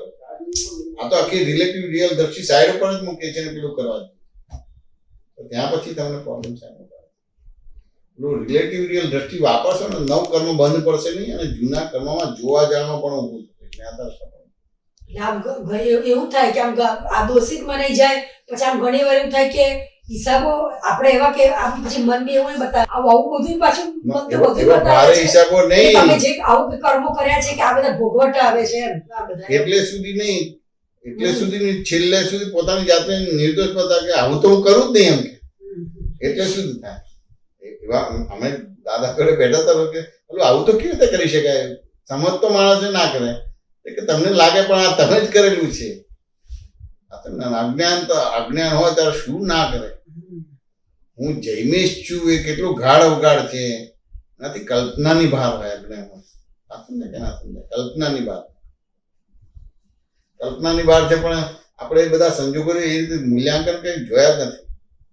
ભારત પાકિસ્તાન એક હતું પાછું ને, તો પાકિસ્તાન કોણે માગ્યું? મોહમ્મદ અલી ઝીણા મોહમ્મદ અલી ઝીણા. આ મોહમ્મદ અલી ઝીણાએ જુદું માંગ્યું તમારે. આ મોહમ્મદ અલી ઝીણાને ખબર છે કે મને કેન્સર છે. કેન્સર એટલે ભરોસો નથી. સાચું ને? એને મને મળશે પણ હું કેટલું ભોગવી શકવાનો છું. એના કરતા એક રહેશે તો કેટલું એ થશે તમારે. સમજાય કે ના સમજાય? તો જો આ હું જૈમિશ છું, ને અને હું કરું છું એ ક્યાંથી ક્યાં જશે. જો આ દશા જો પાકિસ્તાનની દશા જો, સમજાય કે ના? એટલે આ બધી વસ્તુ સમજવી પડે. આ તો એક બહુ સૂર દાખલો છે. તો તમે વિચારો કે કેટલા અવતારથી હું જૈમિશ છું બિલીફ છે, તો કેટલા બધા વિચિત્ર કર્મો હશે. તો સ્પષ્ટ થઈ ગયું બાય રિલેટિવ પોઈન્ટ જૈમિશ છું, બાય રિયલ પોઈન્ટ શુદ્ધાત્મા જગતની અંદર વ્યવસ્થિત શક્તિ. તો કેટલાય કર્મોની નિદ્રા થયા જ કરશે, કરવી નહીં પડે, થયા જ કરશે. અને કશું અડશે નહીં. તમે જુઓ ને 440 વોટનો કરંટ છે કે 11 કેવીનો છે કે 32 કેવીનો છે, પણ તમારી પાસે સ્લીપર છે કે લાકડું છે, હાથ વગર છે, કશું નથી થતું. આ તો સ્થૂળ ભાગ છે. આ તો સૂક્ષ્મ. તમે આ રિલેટિવ રિયલ આજ્ઞાનો ઉપયોગ કર્યો અને જગત નિયંત્રણ વ્યવસ્થિત શક્તિ કરતા છે, એટલે ભય શંકા આકુરતા કરતા જતી રહી. તમારે કેટલા બધા સંજોગો ભેગા થાય ત્યારે એક વ્યક્તિ તમે કશું કરી શકે. આ જ વાક્ય આ નિર્દોષ દ્રષ્ટિ આમથી આપણને રાખે છે ખરેખર દાદાનું.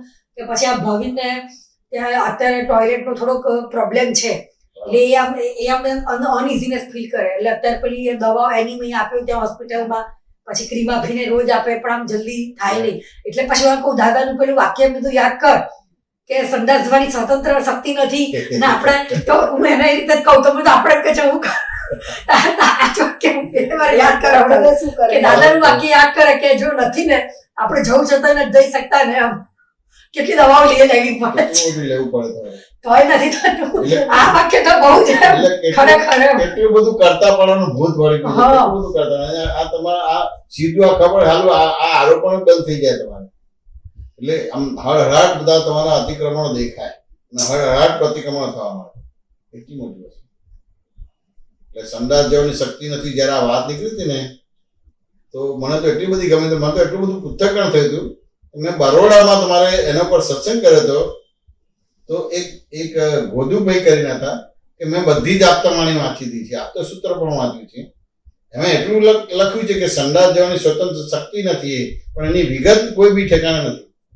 તમે જે વિગતે વર્ણન કર્યું છે કે અદભુત છે. તમે આટલું જોઈ શકો. મેં હું તો ચમકી ગયો જયારે આ વાક્ય દાદા મૂક્યું હતું કે સ્વતંત્ર સંદાસ જવાની શક્તિ. ડોક્ટરો કે આવું શું પૂછ્યું? તો હોય ને એમ તારે વાક્ય પૂરું કરી. જયારે અટકશે તારે ખબર પડશે કે સ્વતંત્ર. અત્યારે ખબર પડે છે આ વાક્ય એટલે જે આરોપિત ભાગ છે એ ઉડવા માંડે, એટલે એના પ્રતિક્રમણ થવા માંડે, એટલે ઉડે તમારે. એવી રીતે આખું આ થાય. જેવું આ થયું તો આ તમને એટલું બધું ઇમ્પ્રુવમેન્ટ થાય, એટલું બધું ઇમ્પ્રુવમેન્ટ થાય કલ્પનાની વાત. પણ શી ખબર જીવના એવા કર્મો છે કે આટલી સરળ વાતને મારે મૂકવી હોય કે સમજાવી હોય કે આપવી હોય તો આપી ના શકે. કારણ કે એની દ્રષ્ટિ જ જુદી ટાઈપની. મને હમણાં છેલ્લો સત્સંગ કયો મંગળવારનો ગઈકાલનો થયો તમારો. પેલા મનીષાબેને પૂછ્યું કે તમે કીર્તન ભક્તિ કરો છો તો આનંદ ને મોડા પર તેજ ને આ તો બધું છે, શું છે? મેં બહુ સાયન્ટિફિકલી કીધું કે ચમત્કારની રીતે નહીં, દાદાની કૃપા છે કેવી રીતે નથી કીધું. મને એવું સ્પષ્ટ સમજાઈ ગયું છે કે જેને છૂટવું છે એને ભગવાન પણ બાંધી ના શકે, જેને બંધાવું છે એને ભગવાન પણ છોડાઈ ના શકે. આવી બિલીફ મને છે. એટલે મને ખબર છે કે હું જેનો સ્વતંત્ર કરતા હતા એ રીતે આખા જગતને નિમિત્ત નિર્દોષ શુદ્ધ જોવાનું વાત. એવી રીતે દાદા એવું કીધું કે ભાઈ તીર્થંકર કેવી રીતે થયા, જ્ઞાની પુરુષ કેવી રીતે થયા, કે આખા જગતને નિમિત્ત નિર્દોષ શુદ્ધ છું. જેવું આ વાક્ય બોલે તો લગભગ કોઈને માન્ય ના થાય. કે આખું તમારું કરતાપણાનું ભૂત ઉડાડે છે. આપણને એવું છે કે ડોક્ટર થયો તો 25 વર્ષ લાગે, તો ભગવાન થયો તો કેટલું લાગે. હવે આ બધા ભવરોગના કારણો છે તમારે. હવે આ મને સમજાવ્યું છે માટે આટલી સરસ રીતે ઉપયોગપૂર્વક કીર્તન ભક્તિ બોલું છું ને એ થઈ શકે. ઢોલકે જરૂર ના પડે. આ તો હજી તો અમુક બધું સંજોગો એવા છે. 5મો આરો છે. બાકી ઓરિજિનલ જુઓ ને આ બધું મારે સમજાઈ જાય ને એક્ઝેક્ટ આખું ચારિત્રમાં આવે. તમારે બધી આલોચના પ્રતિક્રમણ પ્રત્યાખ્યાન બધું દોષો બધું જોવાય તમારે. તો આખો માલકોષ રાગ ખુલ્લો થાય. માલકોષ રાગ. માલકોષ એ વિતરાગતા હા તો પછી માલકોષ રાગ એ બોલતા ના હોય પણ એ રિધમ હોય એ ટાઈપ. માલકોષ રાગ એ વિતરાગો જ ગાઈ શકે, તમે બીજા ના ગાઈ શકે. માલકોષ રાગ છે ને પિક્ચર છે, બેજુબાઈ વાળું પિક્ચર છે, એમાં જે ગાય છે ને એ માલકોષ રાગમાં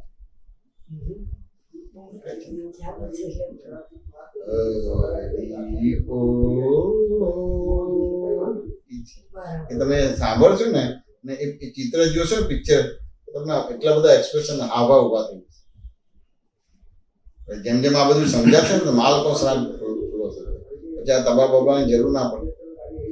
એટલે અંદર તમારા અવાજમાં જેટલું વિતરાગતા અને બ્યુટી હોય એમ કે આમ ચાલતી હોય તમારી તો આમ જાય. ત્યાં બરાબર બધા પણ ખરેખર તાલમાં જ આવી જઈએ છે એમ. અમે આજે ત્યાં હોસ્પિટલમાં રવિવારની આપણે લાઈવ કીર્તન ભક્તિ લંકામણની ને જોઈતી ને ચાલુ શનિવારની રવિવારની આમ એટલે સુધી નહીં, આ શરૂઆતમાં જયારે હતા ને અમે બધા નોકરીથી જતા હતા ને છૂટતા હતા એટલે 12-1 વાગે પહોંચીએ, 11:30 12 વાગે પહોંચીએ. પણ જેવી કીર્તન ભક્તિ મારી ચાલુ થાય ને એક જ વાર બોલવું એટલે જે પથારીમાં સુઈ ગયા તો ઉભા થઈ જાય, બીજી વાર બોલું તો ઉભા થઈને બહાર આવી જાય, ત્રીજી વાર બોલું તમારે બેસી જાય. તમારે પછી ચા બની હોય કે ના બની હોય છેક સુધી બેસે. એવા 25-50 જણા એવી રીતે આવીને કરતા. એટલી મોટી મને ખબર નથી કે શું રાગ છે પણ લોકોને એટલો બધો રાગ ગમતો હતો. મેં કીર્તન ભક્તિ તો બહુ જ ગમે. એટલે ઇવન કવિરાજ ગાય ને પછી મને આપે તો અમદાવાદના કે ઘણા બધા મહાત્મા ઉભા જ ના થાય. ઓલા સામળબીન બધા કે જમવાનું નહીં, મને તો કોઈ વાંધો નહીં, મને જમવાની જરૂર નથી. બધા જ કીર્તન ભક્તિમાં બેસે. જ્યારે મારી પૂરી થાય ત્યાર પછી બધા જમવા ઉભા. એવું તો કેટલા વર્ષ ચાલુ. એ વસ્તુ જ જુદી છે. જ્યારે કીર્તન ભક્તિ હોય ને આ બધી સમજણ તમારી ભૂલ વિના નથી. વ્યવહાર ભૂલવાનો થાય કે ના થાય એની જોડે મતલબ નથી. તમારે સમજણ ભૂલ વિનાની થઈ ગઈ એટલે સતની સાથે સંગ થયો એટલે ઉપયોગ સાથે થયું એટલે તમે કોઈ બી રીતે ગાઓ તો પણ એ સૂરમાં જ હોય, બેસુર ના ઉપયોગ થઈ ગયો. બહુ મોટી વસ્તુ. ને સમાધાન થયું કે ના થયું? બહુ સમાધાન ઘણું એમ બધું આમ જાણે ટેન્શન બધું દૂર થઈ ગયું એમ. કશું ટેન્શન રાખાય એવું છે બસ હવે જે જોયે છે એને જોવાનું જાણવાનું બસ, બાકી કશું મગજ મનને ક્યાંય વાપરવાનું જ નહીં. હવે ક્યાંય દાખલા બીજા ગણવાની જરૂરત નથી.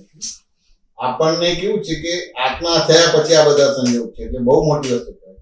જો આત્મા ના થયાના સંજોગ આવે તો એમાં કેટલાય અવતારોના કર્મ બાંધી દીધા, કેટલાય અવતારોના કર્મ બાંધે. આ તો આત્મા પ્રાપ્ત થયા પછીનું આ બધું છે એટલે ખરેખર નિદ્રા થઈ રહ્યા છે.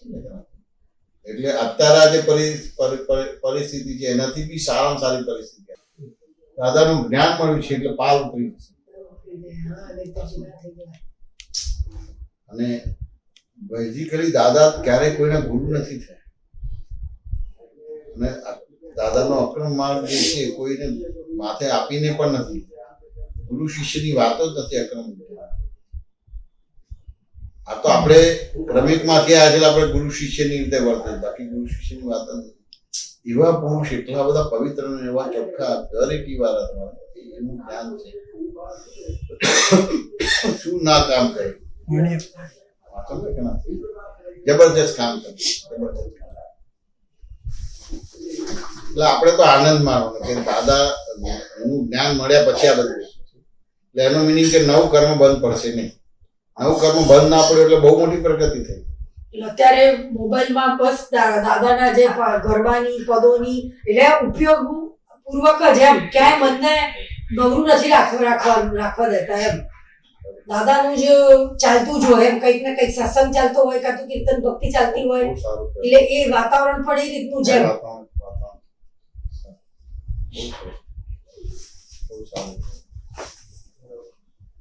બરાબર વાતો થઈ ભાવસા સાહેબ. બહુ સરસ સમાધાન થઈ ગયું એમને. આખું આમ હતું પણ અત્યારે વધારે એમ દ્રઢ થઈ ગયું એમના નિશ્ચય પાકું થઈ ગયું પાછું. રૂબરૂમાં ત્યારે જુદું હોય કે આમ લાગે પણ જ્યાં છો ને અંદર તો બધું મૂંઝવે. અમુક રીતે ખુલાસા લઈને તોય મૂંઝવે પણ લાગે પણ મૂંઝવે. ઘણા બધા ખુલાસા હોય ને તેમ છતાં મૂકવે. કારણ કે પ્રકૃતિ તો ક્યાંથી ક્યાં પેમ્પલેટ બતાવી દે, ક્યાંથી ક્યાં પેમ્પલેટ. અત્યારે તો અમે અનસર્ટિફાઈડ ડોક્ટર છીએ, અનસર્ટિફાઈડ સર્ટિફાઈડ ક્વોલિફાઈડ નથી, અનસર્ટિફાઈડ ડોક્ટર. બંને ડોક્ટરની જરૂર દાદાએ છે, ગુમા છો તમે. બંને ડોક્ટરોની જરૂર છે. હવે આ રોગ કાઢી નાખો. અને દાદાના જ્ઞાનના લીધે કે શું પણ બધેથી આપણને સંગા સંજોગો મળે. કે આપણે સવડા અને સંજોગની જોડે મતલબ નથી. સાચું ને કે ના સમજાય? સવડા સંજોગ એટલે તમે આત્માના ભાગમાં નથી, અવળા સંજોગ એટલે આત્માના ભાગમાં નથી. આપણે તો અગ્નિ અને હું જ્ઞાતા, આ દ્રશ્ય અને હું દ્રષ્ટા. સાચું ને કે ના સમજાય? અમારું સ્વરૂપ છે જ નહીં, એનાથી જુદો એવો સૂચતા. આપણે આપણી આત્માની પુણ્ય આ બધામાં વાપરવાની જ નહીં, સવડામાં કે અવળામાં વાપરવું નહીં. જે છે આવો ભાઈ, મને દાદા મળ્યા છે, દાદાનું જ્ઞાન મળ્યું છે, વિજ્ઞાન મળ્યું છે, અને નિવેડો જ લાવી જવું છે. સાચું ને? સામાન્ય જો હોય કે ભાઈ સવડા આવે તો સારું, તેમ છતાં આવડા આવે તો મને વાંધો નથી, દાદાનું જ્ઞાન મળ્યું છે, દાદાનું વિજ્ઞાન મળ્યું છે, બધાનો નિવેડો મને આવશે. કારણ કે રિલેટિવ વ્યૂ પોઈન્ટ મારી પાસે છે, રિયલ વ્યૂ પોઈન્ટ છે, જગતની અંદર વ્યવસ્થિત શક્તિ મારા હાથમાં છે. દાદાએ બહુ સાયન્ટિફિકલી સમજાવ્યું છે.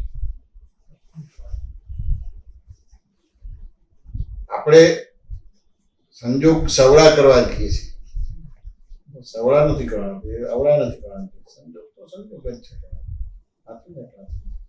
એવું ખરું કે આપણે એક દ્રષ્ટિ છે, એટલે આ બધા ભાગને આપણે બહુ વિચિત્ર રીતે લીધા નહીં. વિચિત્ર ના લીધા એટલે સંજોગ બધા સવડા કહેવાય. અવિચિત્ર લીધા હોય તો આપણે બધું અવળું પણ થઈ જાય. પણ ક્યાં ને ક્યાં આપણે જે રીતે સંજોગ બધા મળ્યા, તો ભલે જે બી ધર્મ કરે પણ સિન્સિયરલી કરે છે. એમ કરતા કરતા સિન્સિયરિટી એ તમને દાદા પાસે લાવે, દાદાનું જ્ઞાન મળે તો ત્યાં આપણી સિન્સિયરિટી છે. એટલે આવડો મોટો સંજોગ છે, તેમ છતાં આપણે એને આવડો બહુ ચિત્રામણ કર્યું જ નથી. ચિત્રામણ ના થાય એટલે બાય ડિફોલ્ટ જ સવડો સંજોગ થઈ ગયો. હવે ચિત્રામણ થાય કે ના થાય, ચિત્રામણ થયું જ નહીં. બરાબર છે ને ભાવિક? બધું સમાધાન થઈ જાય ને? અમારે તો મોટા સાહેબ જોડે વાત થઈ ગઈ ને, આત્મા જ નતા આવતા, આત્મા આવી જતા. પેલું જે દાદાનું આપણે સાયન્સ યાદ આવે છે કે આ જે ગમે તે આજે રીતે સંયોગો વિયોગી સ્વભાવના છે. બસ કોઈ પણ સંજોગ પરમેનન્ટ નથી. સુખનો સંજોગ પરમેનન્ટ નથી કે દુઃખનો સંજોગ પરમેનન્ટ નથી. બસ આ જ વાક્યનું રટણ મારા મનમાં ચાલે જ છે. બહુ સરસ.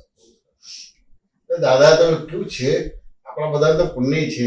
દાદાએ 10 લાખ વર્ષની આ મહેનત પછી આ બધા બાયફર્કેશન આપે છે, એટલા બધા સાયન્ટિફિક રિયલાઇઝ કરાવે છે કે જગતમાં બે જ વસ્તુ છે, આત્માના સંયોગ, આત્મા પરમેનન્ટ, સંયોગ ટેમ્પરરી.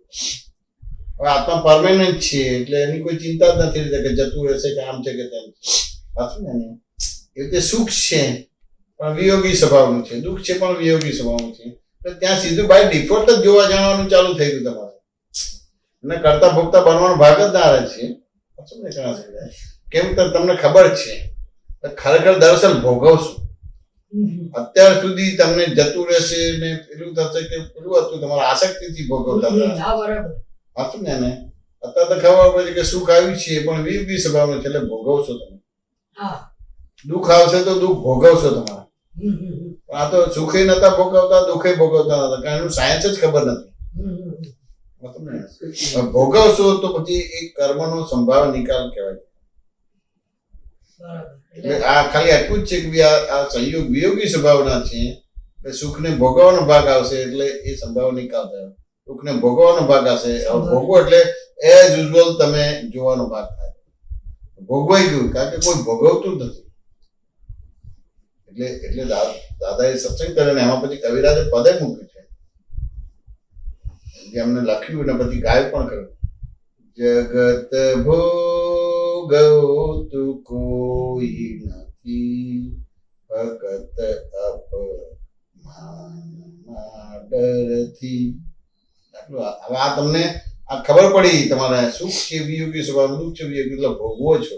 જો ભોગવટો આવ્યો તમારે અને ભોગવ્યું તો ફાયદો સંભાવ નિકાલ થયો.